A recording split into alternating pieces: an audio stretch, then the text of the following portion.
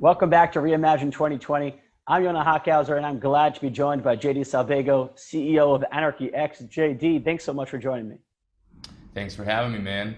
My pleasure. Now, JD, for those who don't know you, you've been a very active member in the space, and you've held a wide range of roles. You want to give a little background about kind of who you are and how you got into blockchain? Yeah, born and raised in LA, and I came actually, I went into the music entertainment business because most people do in LA, by 17, but I was also in college studying biological psychology and was really involved on the technology more so with like video production, music production, signal flow, all that stuff. Not so much, I used software, but I wasn't like a coder.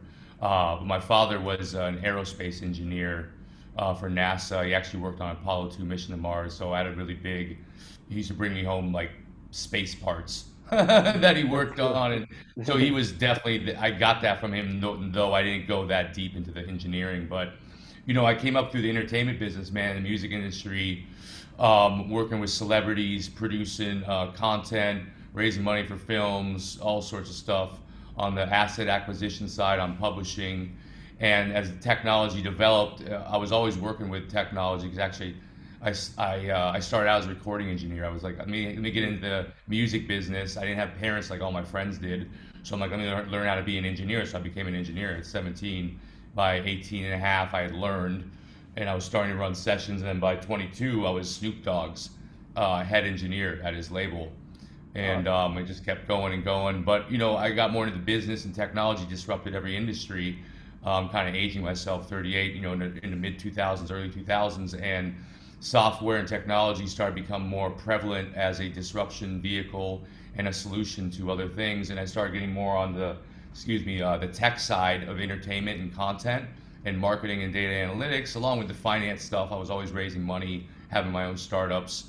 Had another entertainment tech startup with Warner Music Group that went pretty well for a while, and moved more into just pure tech startups because the LA scene was blowing up.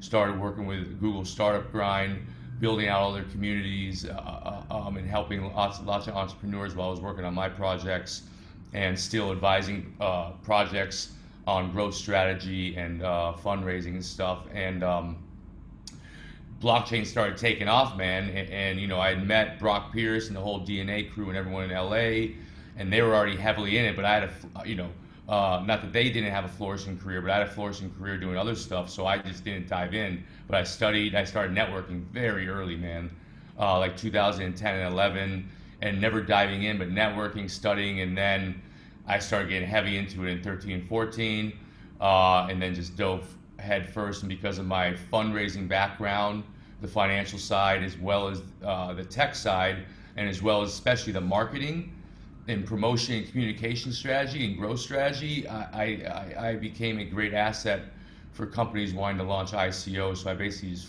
went straight into investment banking, man, right when I got in this industry. So that's why my diverse background started, because investment banking, most investment bankers are not only businessmen, they're financial guys. They know how to build out the teams to launch IPOs, road shows, and that's what I ended up doing, man. And I became the face of a lot of companies when we were setting up stakeholder meetings and conferences. And they started, because I brought the value, they started bringing me on as C-level executives, leading the company or expanding them, into America, like I did for a lot of Asian companies, and then vice versa. Asia was the biggest crypto economy, and almost still is. And bringing all the U.S. companies, like I brought some really major U.S. companies into Asia and helped them expand. And stuff like that, man. I can keep going on. I love talking about myself, but Yeah. So now let's bring it more to today. You're CEO at AnRKey X. What does AnRKey X do? we are a stealth project. It's been in the works for about 2.5 months. We're actually about to be going live in about a week and a half or so. So I can't talk too much about it, but we are a very special, decentralized exchange. Let's just say that. I've been in this space a very, very long time, and I've seen all the pain points and the problems, the great things, and especially with decentralized finance. There's a lot of benefit to it, as we know, but there's a huge amount of problems with it right now. I mean, not even just the scalability issue, which has always been prevalent in our industry, but there's a lot more pain points. There's no use case in farming. You know what I'm saying? Obviously, we have all the scam, hot dog coins and chicken coins and fucking who else knows what's going to be next, dude? Someone's going to throw like a Pop-Tart coin, I guarantee it. You know what I'm saying? And then it's all anonymous teams. It's just a lot of scams, but there's still a lot of problems in that industry on the UX, the UI, obviously the use case in a lot of it, and building out more substantial business models with it. I do think though, it's really amazing where we're at. Obviously, we're in a boom right now, but I think coming from being involved with the first big boom of this industry, seeing how it developed, seeing the pain points, seeing it collapse, seeing what all of us have been doing after that. The scalability issue's been around, God, forever since. I mean, ETH v2 is like, when is that going to come out? God, it's that's the promise we keep hearing. But before there was a need to scale, right? I mean, there's so many protocols that promised it. There's ones that still come out and promising it right now. I'm not talking about the new DeFi ones like Polkadot, which I think we'll see, which really hit some really good ones, and what's the other exchange that's promising 2,000 transactions? They've been around for 3 years. Cosmo? No, you say Cosmos, the protocol? Well, they're promising it too, but regardless, not these newer ones or the ones that have been around 2 years and are really saying they're going to do it now, but there wasn't as much of a need, right? The industry was still flooring for a while without the scalability, right? People could still raise capital very easily. People could integrate blockchain solutions into systems or non-blockchain systems, especially with payment, like with Ripple and stuff. And because those are centralized, you have the ETH clogging, right? And so many of the other, as what we'd see, institutionalization or little bits of mass adoption happening in this prior kind of real DeFi boom. We know DeFi has been around since 2012, 13, but really this one, let's just forget about the past.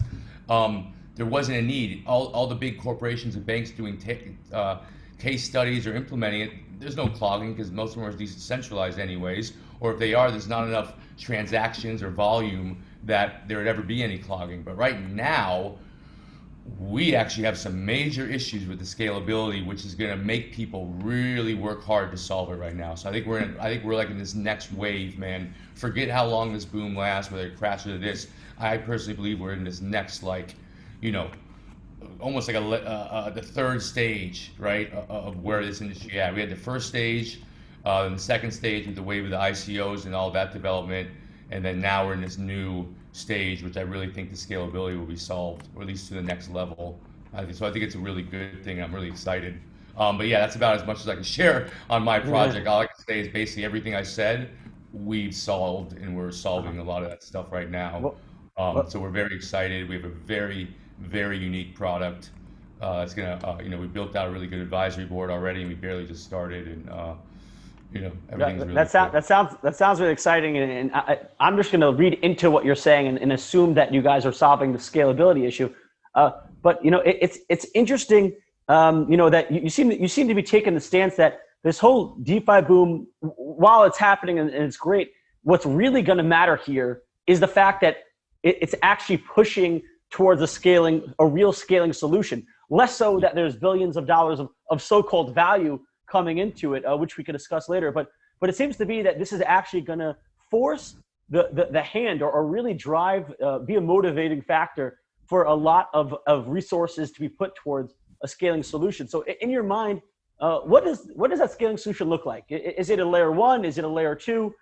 Is it something totally different that we've not seen before? You're asking the wrong guy for that one.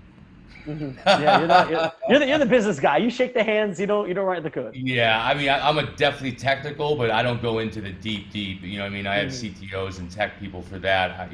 But yeah, I can't get into the inner workings per se. But obviously, it's going to be side chains. We know that, right? Sharding's been around, talked about in our industry now for 4 years? But I've yet to see someone implement sharding that really, really backs up what everyone's claiming. Sharding comes from again, this is not my specialty, but sharding comes from like the internet and the server kind of businesses, that have mass amount of data with servers and stuff, and then sharding, whatever. I knew it better before. Right now, it's not coming to me. Yeah. But we have sharding. We got these side chains, right? I don't. And then once it goes deeper, that's not my expertise. So I don't really know how that's going to be solved, other than the normal stuff we hear, sharding and side chains, and maybe something else. But no, we are having kind of major problems happening right now because the scalability issues with the decentralized system, right, and swapping and stuff. And it's a beautiful thing in my opinion, man. And it also gives, it gives me hope, and I think it should give everyone a hope that despite it will crash, it always does, like a stock market, and once enough scale coins come out, in anonymous teams, it will crash, but there will be a longevity here because of that need. You know what I'm saying? So that gives me hope, it's not going to disappear after this, and this is some random weird boost or boom out of nowhere, because really we were supposed to be in Gartner's stage. I've written and spoke about this a bunch, but I think we're in 3, no, we're in 4. We're in like the innovation stage, which is very linear. We came out of the boom. I forgot what the first stage is called, whatever. Then you have the what it calls like delusional, basically. That's the second stage when the boom happens. Then you have the crash. I forgot the name of that. And then when you have coming out of a crash or a lull in innovation in a market, we're in that next stage now. We were in that next stage of a very linear growth of real building, right? This is like when the Facebooks, the eBays, the all started getting really built, right? And then now we have the disillusionment. That's what it was. Now we have disillusionment again. Where the hell did this come from? But I still believe under pinning that, or underneath all that, is some real, not disillusion. There's some real work being done right now. So well, so maybe I could get your thoughts on that. Like you mentioned, this is the time when the eBays, when the Amazons, when they get built, and when you're looking at the comparison here, it's kind of interesting when you're looking at DeFi, because you have something like Uniswap, which was very successful. It's working great, and let's say if you compare it to traditional worlds, that's a successful. That's AOL, that's an Amazon. It's a successful entity, a successful product. But in the DeFi space, you can just fork it, copy it in 1 second, add a governance token, and then all of a sudden you have SushiSwap. So how does innovation, and what does a successful product or project look like in DeFi when it could be immediately copied, forked, and tweaked slightly and succeed? Well, right. So yeah, and a very good point. That's what I started out saying. There's no use cases, right? We're in a weird, blatantly copy, blatantly. It's just so blatant right now. It's so blatant, and there's no use case for farming. Farming was just solved by a really smart team, at the beginning of kind of like Corona, a lot of time on their hands, the insanity of social media and memes and virality and the weirdness that's going on with conspiracy theories, with COVID, the governments and the crazy stuff happening, borderline wars almost happening with the US and Iran. That's just fueling this. So a successful project, I think, is like AV. You know what I mean? They've created a really great DeFi model with lending and everything. There's a real use case there. Right. Other functions are I think what, like the Polkadot with parachain protocols, right? Solving scalability issues, and atomic swap stuff like that. Farming, I haven't seen any yet. There's none. You know what I'm saying? They're just like money grabs. Right. Like a lot of people compare it to 2017, which, you were involved in the ICOs. I actually look back to 2008 with the financial crisis, and I don't, obviously the stakes are not that high here as they were there. But in terms of this idea of this greed, of trying to create value on things where there is no underlying value, and keep on trading that piece of paper that says is value for more value when there still is no underlying value. I see that a lot with yield farming. I believe you said in the past that 2008 was one of the worst episodes in the history of modern economics. I don't want to misquote you there, but I'm pretty sure you said that. I have a lot of articles on that. Do you see that parallel. Obviously, once again, the stakes are not that high. The world economy will not collapse if yield farming collapses. But this idea that's actually more similar to the 2008 than 2017, where it's people building value on non-value instead of 2017, where the ICOs were you can invest in a real project, you can invest in a scam project, but you weren't investing equity. The lack of equity was the issue there, in my opinion. Mm-hmm. Yeah, no, it's a complete replica of that, and they're just junk bonds, is what they are. A lot of this stuff, and it is just like the 2008 crash, the mortgage-backed securities, collateralized debt obligations, and it's all those packages, right? Whatever they're called, I'm spacing now. Yeah, it was subprime mortgage. Yeah, there was like 2 A's in there, and like 90% C's and D. I mean, you know what I mean?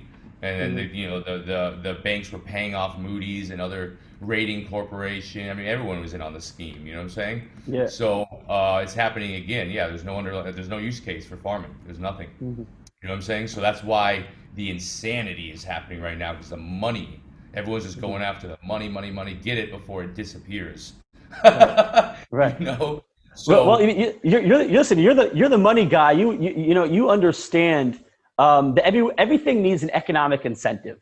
Everything needs an incentive, and in our world, is driven by economics. And you're launching a deck soon, so I mean, you understand that yield farming wasn't they didn't build yield farming when they built the dexes and they built DeFi. Yield farming wasn't on anyone's mind. You know, they built these liquidity pools, and how do you make decentralized liquidity? You have to have economic incentives to incentivize liquidity providers to put their money in the thing, and people took advantage of that. But is there a danger that that's going to put a bad name or tint the actual utility? It is nice to be able to have access to that anyone could provide liquidity. The question is, how do we incentivize that without also incentivizing these kind of yield farming bubbles, these yield farming emptiness? How do we actually make that work on the economic side? On the economic side, how do you make that work? Okay, I thought you were just going to say in general. That confused me. Well, even in general, how are you going to incentivize? Right now, it's happening because to draw liquidity providers, they're giving out governance tokens for free. How else, if that's going to lead to yield farming, how else can you incentivize? Right, it's not so much the economics. Economics is a facet of your question, I think. You're talking about just how do you create a use case and build value for users in a real business model, right? And on the economics, incentivize people to want to still participate while exchanging goods and services and receiving value or giving value. Yeah, the whole thing. So where it's at right now is a very okay. So this is kind of funny. DAO, has been around, God, for how many years? I used to make fun of them, though they're all geniuses, so I should have no right to make fun of them. But from a business perspective, right? Google put 12, 15 million in that round. I used to make fun of them there and just be like, they're a fucking science experiment. Like, this shit ain't gonna be used for like another 20, 30 years. Literally, it can't. There's no use case for it. There's no. I mean, really, right now, there's nothing you can do with that. It's just a really cool lab experiment. It's like they should be at a university, right? Getting funded by Google or Alphabet, grants from the government to go into university and just do studies, right? Like scientists. That's what it is to me. Maker DAO. I mean, I read that white paper. I was like, what the fuck is this? Like, I don't even understand half this shit, number one. It's so complicated. These guys are like, as I'm making fun of them, I'm like, these guys are fucking geniuses. But like, from a business perspective, it's just tinkering with fucking test tubes in microscopes. So again, now we have this boom. We're still in a very, very, very nascent industry and nascent stage, meaning that people are just tinkering around right now, figuring out what the hell is this thing. And it's all genius stuff. It's all like, it's so like, when I watched it really start hitting, I was like, okay, great, finally. And then I was like, and I started seeing more. I'm like, oh wow, no, this is phenomenal. We've entered, like I said, into this new stage. Like, so to incentivize, I think there's a natural order in life. There's evolutionary principles, which I believe in, and it's always going to be insanity, order, and chaos. Nietzsche, one of my favorite philosophers, has one of my favorite quotes. out of chaos, every chaos or out of chaos, a star is born, or you know what I mean, and that's a very typical thing, even in physics, you know, and it's always like that. And they talk about with chaos, innovation thrives out of chaos. Hence 2008, right? And Sakamoto, right? Hence the .com, right? And hence all these other things, you know. Hence even after big wars, a lot of major breakthroughs has happened. Even during the war, technological advancements. You know what I mean? The atomic bomb, I mean, all that stuff led up through the war, man. I mean, that's a horrible use case for it, but I mean, come on, you know what I mean? We're splitting, like, what are they splitting? Protons, atoms, you know, I didn't pay attention in high school and college that much, to be honest. But, you know, so I think it's going to just take some time, and to a certain degree, we're lucky. It's a double-edged sword. We're lucky that we're having all this money come in, right? Because it's back to your question, it's incentivizing people. It's not the right way, but at least it's incentivizing people like, oh shit, if I get involved with this right now, it's created an ecosystem. It's created supply and demand. It's created an economy within itself, right? We have participants with supply and demand, goods and services, needs and value, and very competitive. Though the competitive standard right now is kind of despicable, as we talked about right now.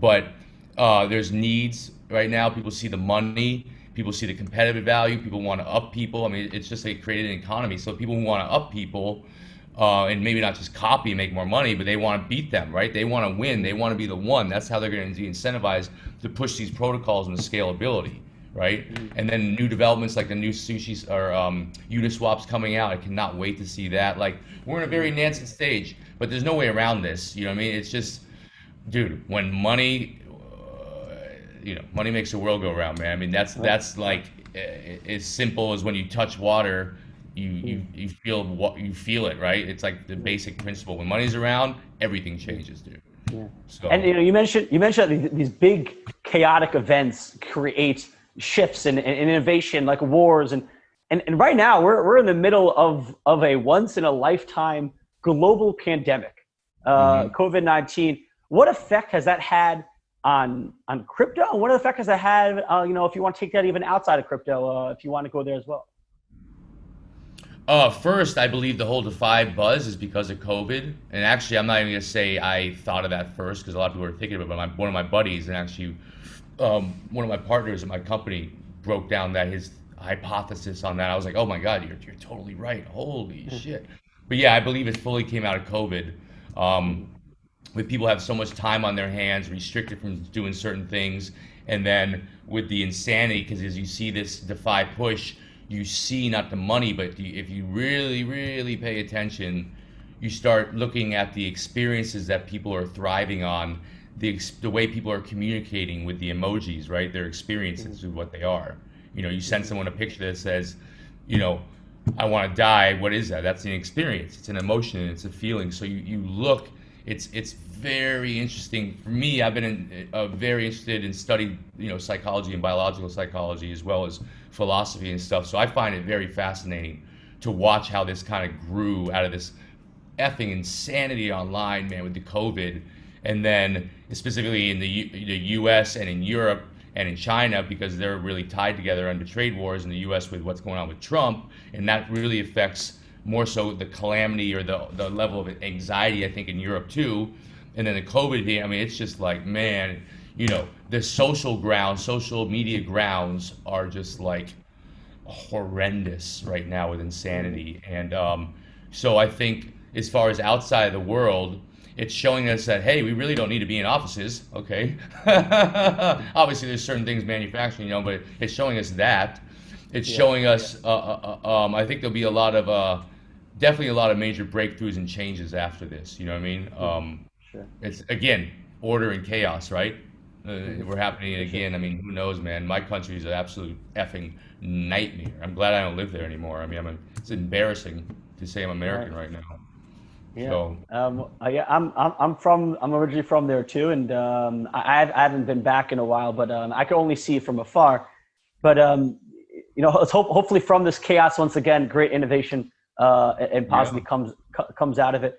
But you know, when we're talking about on a psychological level, it's something that's always, you know, fascinated me or interested me, is that it seems like so much of the discourse in the cryptosphere happens on crypto Twitter, which is such an interesting factor that I don't think people look into. Like, imagine if I told you that, you know, the majority of Wall Street deals happened on Facebook. Like,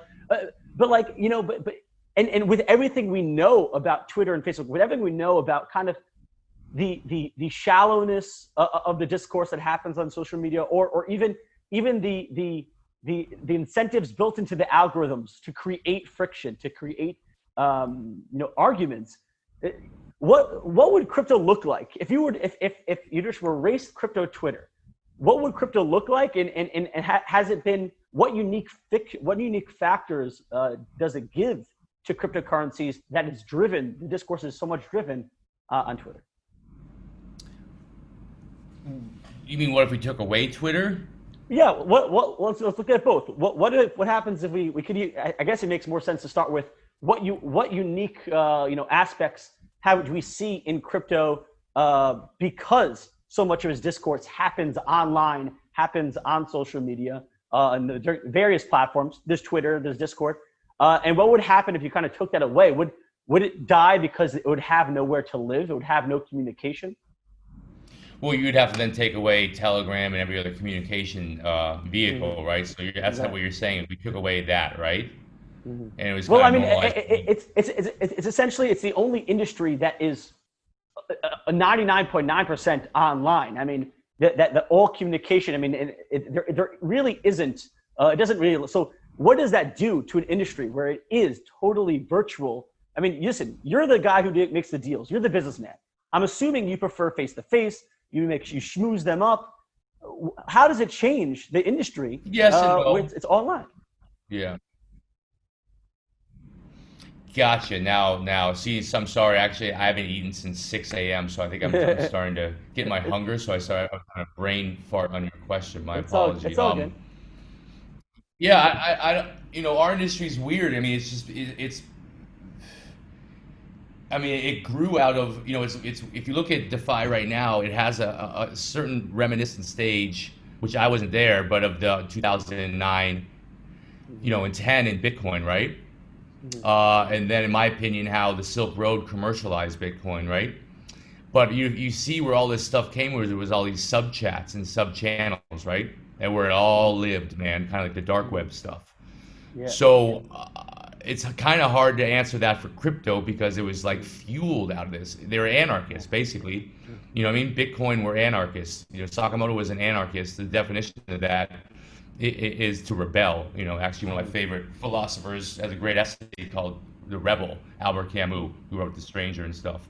And the early adopters were all anarchists, right? So cryptos, I don't know I think it would die if people had to meet up only in person. There was no messaging. Then everyone would have to be centralized, and everyone loves the lifestyle in this too. Yeah. Me too, because I've never been I've worked with corporate, but I've never been in corporate locked down. I would never do that in my entire life. I'm like a wild horse, man. You know what I mean?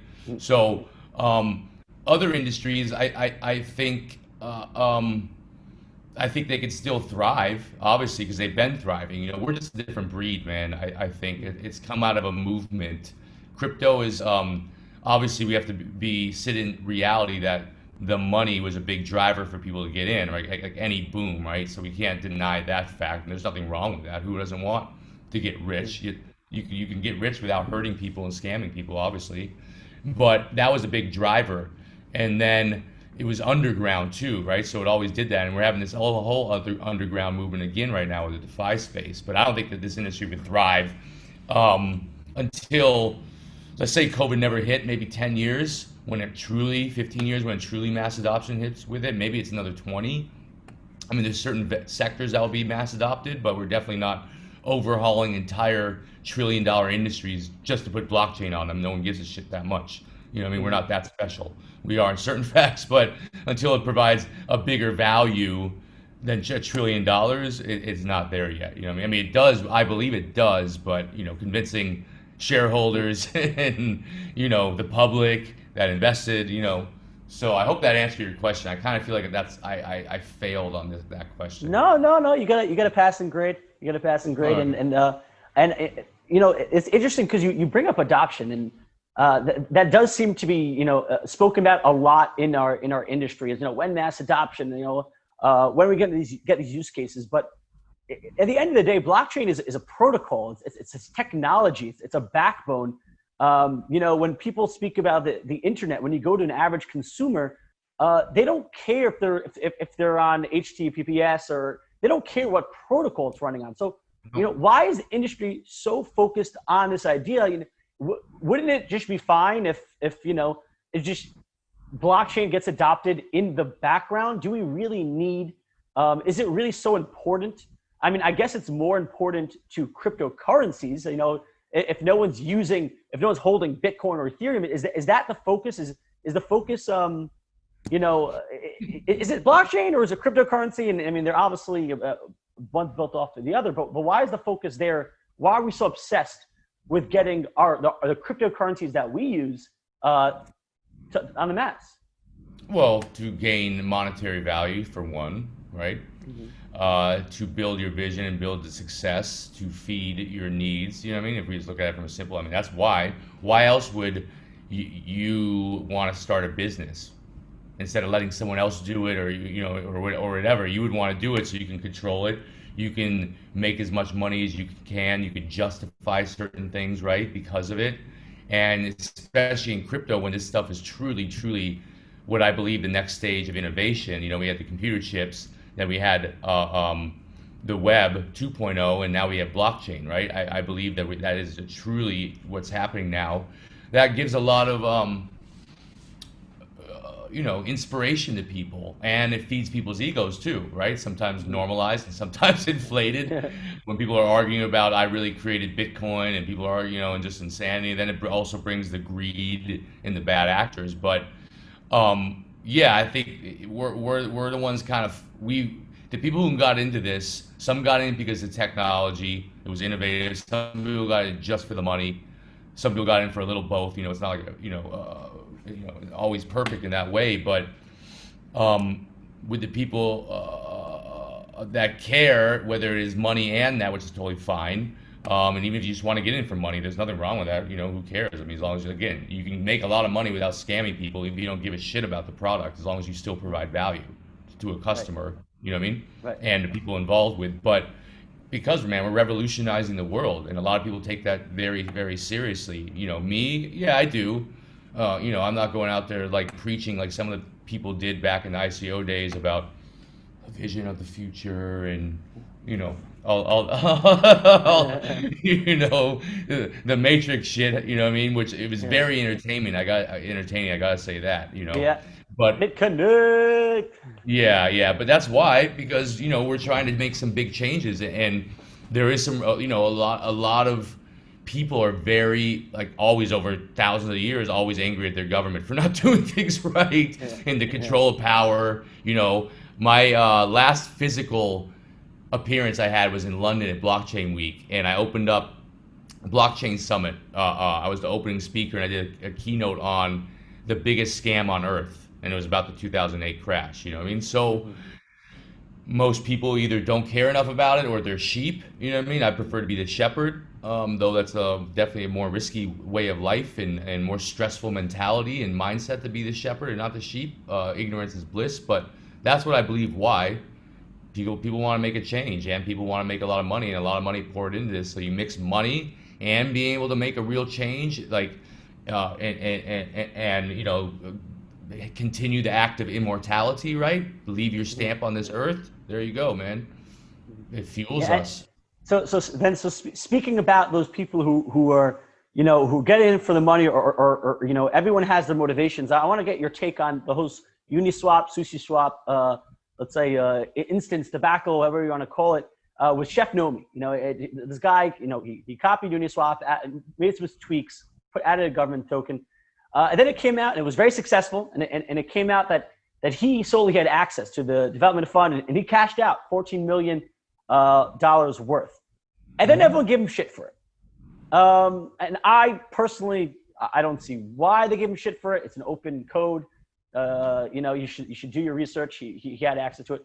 But then he gave the money back I want to hear your take on that, both as someone who's knowledgeable in the space and someone who studied psychology. What was going on? One, why were people so pissed that he took the money? And two, why the hell did he give it back? Well, let's answer the easy one. The people were pissed they took the money because it felt like he scammed them. You know what I mean? Obviously, the price came back up and everything, but still, it was kind of like an FU because you basically said, I'm putting this out. I'm not going to be dumping. Here's all the allocation. And then all of a sudden, he just dumps. You know what I mean? So it's kind of like an FU and like you're a liar, basically, right? So that's the easy one. Whether you care or not, that's to me, those are the facts, right? That's why they got upset. And then the other thing, I mean, who knows, man? It could be the greatest fucking scheme on earth with Sam behind the whole thing as the puppet master. I mean, you definitely know it's a team, right? We've seen enough weird things in this world to know that if you can think it, it's happened. Yeah. You know what I'm saying? And we've seen a lot of crazy scams, both in traditional markets, fucking here, there, and in crypto, we've seen some major shit. I mean, this could all be a big publicity stunt. It could be part of the plan to dump it and then do the savior act, right, and redemption, and then move it back into Sam's exchange, which hypes up his exchange even more, which brings all the users over there, right? Yeah. Which is a genius effing move, And I guess if you looked at this in hindsight, fuck, I guess he didn't really hurt anyone technically. I don't know. I didn't follow. I'm sure. No, people still lost money with the migration, so it's fucked up if that was the plan. He still screwed people over. But, I don't think. I mean, that's one theory, right? People think that. If that's true, then, it is what it is. Or, the guy's just an idiot and started getting death threats, or people, like you hear, because people started doing videos on it. So he started getting death threats. Friends were going to rat him out. And then he put it back, and Sam knew him, he hit Sam, or he knew Sam, whatever. Who knows what the real story is. But I firmly believe that there was a team behind this for sure. And the whole giving it back thing is just really funny to me. It just seems too constructed, right? It's a very good publicity stunt that I've seen a million years in the industry I came from, my old industry, and we invented that shit, publicity stunts, celebrities. You know what I mean? I mean, the music business invented guerrilla marketing, which is all crypto does now with community managers. All crypto is based on community, right? We invented that shit. I mean, actually, before I was even in it, because it started before me, probably the community manager. The guerrilla marketing was probably in the 80s, actually. But we invented that game, man, guerrilla marketing. And publicity stunts, half the shit you see in the news with celebrities, it's all made up, every single thing. Probably 75 or more is made up. I mean, this is just genius. And especially if you look at it and really get that kind of like diabolical genius, the fact that there's so much insanity right now online with social media, and we saw how that drove DeFi and this meme-driven thing and inspirational thing, that would be the perfect fucking recipe right now is to pull a publicity stunt during all this, because the market is just fueling fake news and publicity stunts, right? Yeah. Could be a good story. I don't know, but... And also, think about the branding there. Sushi Swap, Chef Nomi. I mean, this seems like there was a group behind it, market research, freaking, Man. Yeah. It's smart. It's very smart. Yeah, we're not messing. Those aren't some lucky idiots, right? No, they're very smart people, very smart. And I find it so interesting that as opposed to other industries especially where there's value like this in it, the anonymity of it, that people could be anonymous, and be controlling millions of dollars. You do not see that in any other industry at all. And so, something that I was thinking about the other day, I guess a shower thought, is Satoshi Nakamoto the most famous anonymous person of all time? I think so. I mean, I don't know who else would be. I mean, but I think it's fascinating, man. The guy who invented, like, what most of us, and I believe, the next, a pivotal moment in human history and technology is like fucking anonymous. Like, come on, are you serious? This is like a movie. You can't write better shit than this. It's like a joke. How is that even possible? That really happened? So when are you gonna raise the funds to make a Satoshi movie? Oh, one day maybe. I'm focused on raising funds for our company. We already closed a pre-seed in like literally less than 2 days. Awesome. So yeah, Buzz is growing good. So privately, Buzz. So, I want to also, but so then for Satoshi, okay, let's just speculate here for the fun of it. Person, a group? Is he alive? Fuck, I don't know, man. There's so many great stories. Like, who's that dude who just died, who was in the wheelchair, who was part of like the old crew? There's Hal Finney, and there's He's an American, right? The American yeah, dude. but yeah. Excuse me. I don't know, man. It's crazy. Yeah. I would just like to know what ethnicity is. I find stuff like that fascinating. I mean, you see a lot of genius, obviously, with Asian cultures and Japanese. They're great scientists. So are Chinese, but also like, I mean, God, every country has great scientists. I don't know. I just would find, like America does. Obviously, China invented math, didn't they? Or India invented math? Who was it? One of them. I actually think most of the math was done actually in the Arabic countries. Is Greece, yes, I think Greece right. and Arabic. Yeah, they. Yeah. I know. I think I'm pretty sure in the Arabic countries they did algebra. Right. But I mean, the crazy thing about Satoshi is that he has, if it is a person, he has about a $20-30 billion net worth. I mean, and has such control because he pretty much controls such a large portion of the market. He could bring this down if he wants, which I assume he doesn't want to. He could do major shifts, could go up against. He has more net worth than some governments. Well, there you go. I mean, we do see a lot of market changes in our industry, and there's a lot of original old holders from back in that day. A lot of big whales. There's governments like China that own a lot of Bitcoin from back then, that play the market and use it. There's a lot of stuff that happens, man, behind the scenes, and who knows, maybe he's really one of the puppet masters, right? That's right. Yeah, he's running the Sushi Swap PR. I know, right? That'd be hilarious to go. Yeah, let me see you young little fucking sashimi. Let me show you how it's done. I invented this shit. That's funny, man. Yeah, that'd be great. Now, you've been all over the globe, where you've lived a lot of places and been in this industry for a while. And we're speaking about use cases, and one of the original dreamed up use cases, but before all this got all the functionality get added onto blockchain, was just a simple transfer of money. I send you a Bitcoin, you send me a pizza, and that's the use case that seems to have also been struggling in the real world. But of all the places you've lived, which gives you the most hope, or have you seen it already happen, or gives you the most hope that will happen, that you'll actually be able to, that you could go into stores and actually spend crypto at merchants? Definitely America already. Square has it, you know what I mean? Starbucks accepts it, but they don't really advertise it. America's one of them, even though they're not very crypto friendly per se, but America's one of them. I think obviously China for sure, you know what I mean? They're very ahead with that, though when they launched their digital distributed ledger CBDC, that might just take over, but I guess you can look at that as a good example. I feel like I'm missing a country right now. South Korea, I know has TriPay exactly. that does pretty well. Yeah, South Korea. I mean, Samsung launched they had a wallet on the phone, man. I mean, yeah, that's what I mean. I knew I was missing one like that. Yeah. So it's getting close. I mean, it just has to make sense to switch things, right? I mean, I don't want to buy anything with Bitcoin right now that much. Sometimes it takes a while, or ETH. I mean, even before this craze, I don't want to buy something with ETH. I'd rather just use my credit card. Seriously, it's quicker. You know what I'm saying? It's not clunky. I know it sounds weird being in this industry, and everyone wants to probably slap me right now for saying that, but it's the truth. I mean, we gotta bring value to the customer. It has to make sense.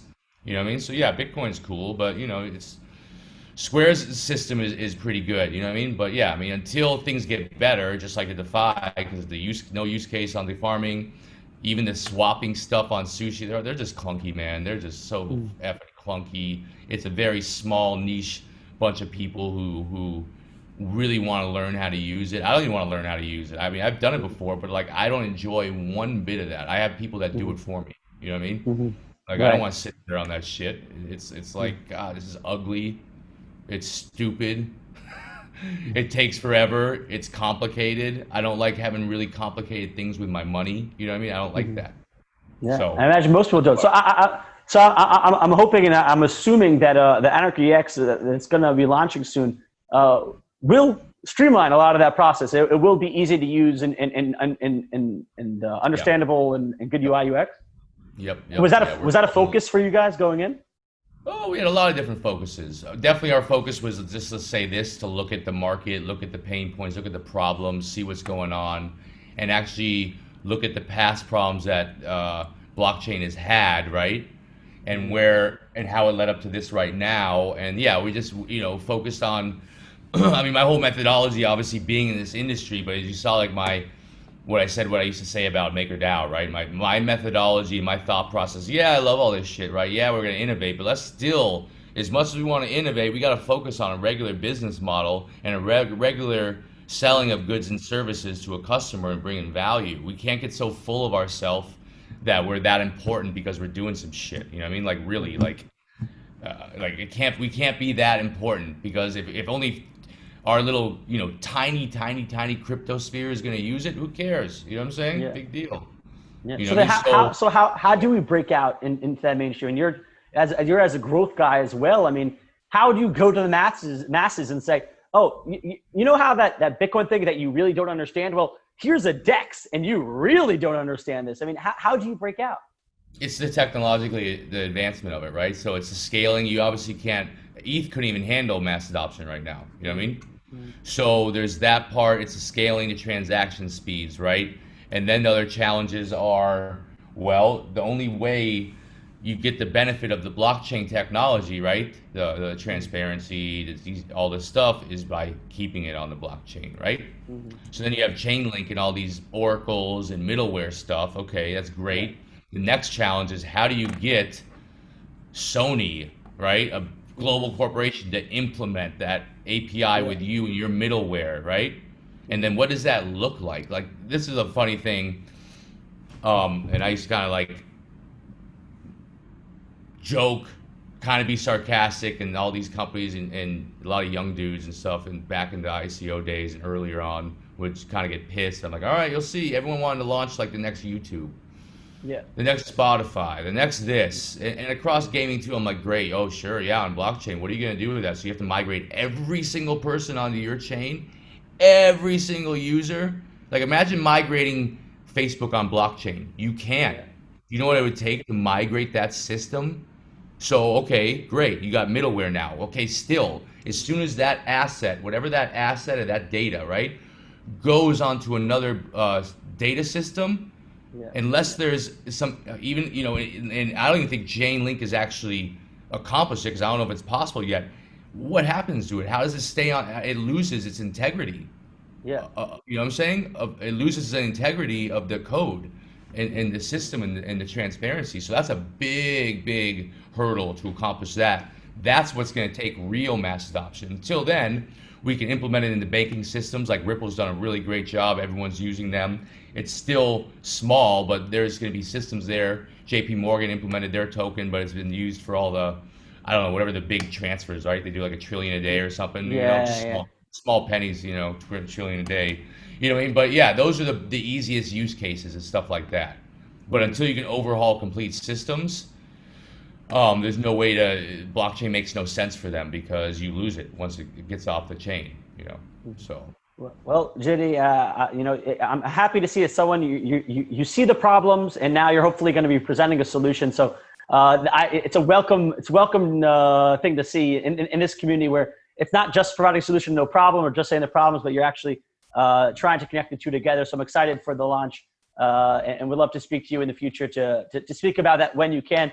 Thanks so much for joining me and taking the time. And for all our viewers at Reimagine 2020, I'm Yonah Hochhauser. Thanks for watching.